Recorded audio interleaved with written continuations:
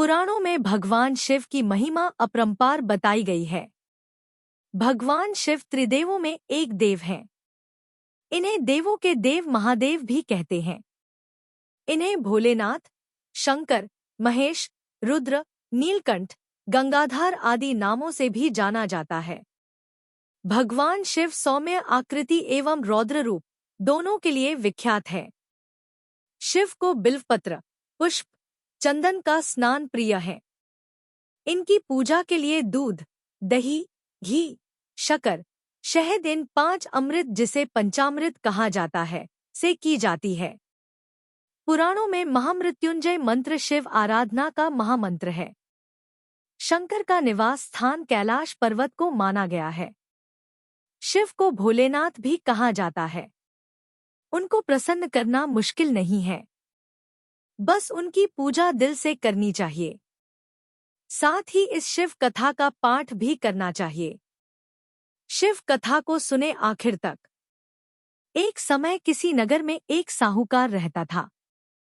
उसके घर में धन की कोई कमी नहीं थी, लेकिन कोई संतान न होने के कारण वह बहुत दुखी था। संतान प्राप्ति के लिए वह प्रत्येक सोमवार व्रत रखता था और पूरी श्रद्धा के साथ शिव मंदिर जाकर भगवान शिव और पार्वती जी की पूजा करता था। उसकी भक्ति देखकर एक दिन मां पार्वती प्रसन्न हो गईं और भगवान शिव से उस साहूकार की मनोकामना पूर्ण करने का आग्रह किया। पार्वती जी की इच्छा सुनकर भगवान शिव ने कहा, हे पार्वती, इस संसार में हर प्राणी को उसके कर्मों का फल मिलता है और जिसके भाग्य में जो हो उसे भोगना ही पड़ता है। लेकिन पार्वती जी ने साहूकार की भक्ति का मान रखने के लिए उसकी मनोकामना पूर्ण करने की इच्छा जताई। माता पार्वती के आग्रह पर शिवजी ने साहूकार को पुत्र प्राप्ति का वरदान तो दिया, लेकिन साथ ही यह भी कहा कि उसके बालक की आयु केवल 12 वर्ष होगी। माता पार्वती और भगवान शिव की बातचीत को साहूकार सुन रहा था। उसे ना तो इस बात की खुशी थी और ना ही दुख।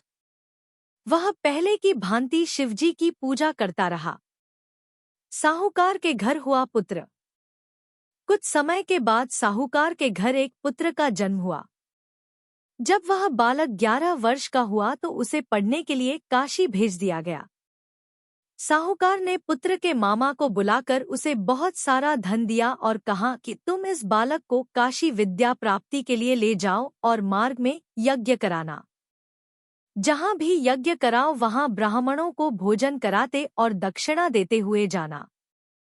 दोनों मामा भांजे इसी तरह यज्ञ कराते और ब्राह्मणों को दान दक्षिणा देते काशी की ओर चल पड़े। रात में एक नगर पड़ा जहां नगर के राजा की कन्या का विवाह था। लेकिन जिस राजकुमार से उसका विवाह होने वाला था वह एक आंख से काना था। राजकुमार के पिता ने अपने पुत्र के काना होने की बात को छुपाने के लिए एक चाल सोची। साहूकार का पुत्र बना दूल्हा। साहूकार के पुत्र को देखकर उसके मन में एक विचार आया। उसने सोचा, क्यों न इस लड़के को दूल्हा बनाकर राजकुमारी से विवाह करा दूं। विवाह के बाद इसको धन देकर विदा कर दूंगा और राजकुमारी को अपने नगर ले जाऊंगा। लड़के को दूल्हे के वस्त्र पहनाकर राजकुमारी से विवाह कर दिया गया। लेकिन साहूकार के पुत्र को यह बात न्याय संगत नहीं लगी। उसने अवसर पाकर राजकुमारी की चुन्नी के पल्ले पर लिखा कि तुम्हारा विवाह तो मेरे साथ हुआ है, लेकिन जिस राजकुमार के संग तुम्हें भेजा जाएगा वह एक आंख से काना है। मैं तो काशी पढ़ने जा रहा हूँ। राजकुमारी ने खोला राज। जब राजकुमारी ने चुन्नी पर लिखी बातें पढ़ी तो उसने अपने माता पिता को यह बात बताई। राजा ने अपनी पुत्री को विदा नहीं किया, जिससे बारात वापस चली गई। दूसरी ओर साहूकार का लड़का और उसका मामा काशी पहुंचे और वहां जाकर उन्होंने यज्ञ किया। जिस दिन लड़के की आयु 12 साल की हुई उसी दिन यज्ञ रखा गया। लड़के ने अपने मामा से कहा कि मेरी तबीयत कुछ ठीक नहीं है। मामा ने कहा कि तुम अंदर जाकर सो जाओ।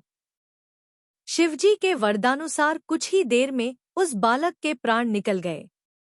मृत भांजे को देख उसके मामा ने विलाप शुरू किया। संयोगवश उसी समय शिवजी और माता पार्वती उधर से जा रहे थे। पार्वती ने भगवान से कहा, स्वामी, मुझे इसके रोने के स्वर सहन नहीं हो रहा। आप इस व्यक्ति के कष्ट को अवश्य दूर करें। साहूकार का पुत्र हुआ जीवित। जब शिवजी मृत बालक के समीप गए तो वह बोले कि यह उसी साहूकार का पुत्र है जिसे मैंने 12 वर्ष की आयु का वरदान दिया।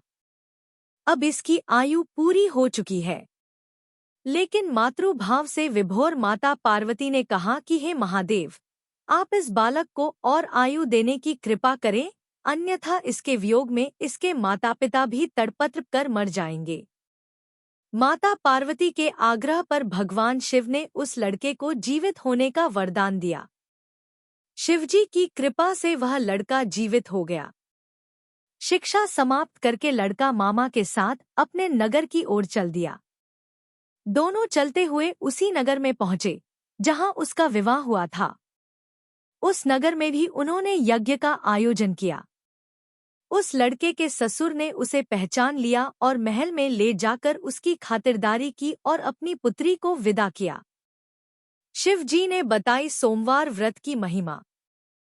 इधर साहूकार और उसकी पत्नी भूखे प्यासे रहकर बेटे की प्रतीक्षा कर रहे थे। उन्होंने प्रण कर रखा था कि यदि उन्हें अपने बेटे की मृत्यु का समाचार मिला तो वह भी प्राण त्याग देंगे, परंतु अपने बेटे के जीवित होने का समाचार पाकर वह बेहद प्रसन्न हुए।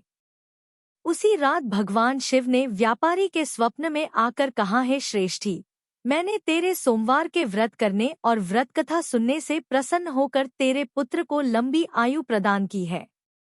इसी प्रकार जो कोई सोमवार व्रत करता है या कथा सुनता और पढ़ता है उसके सभी दुख दूर होते हैं और समस्त मनोकामनाएं पूर्ण होती हैं।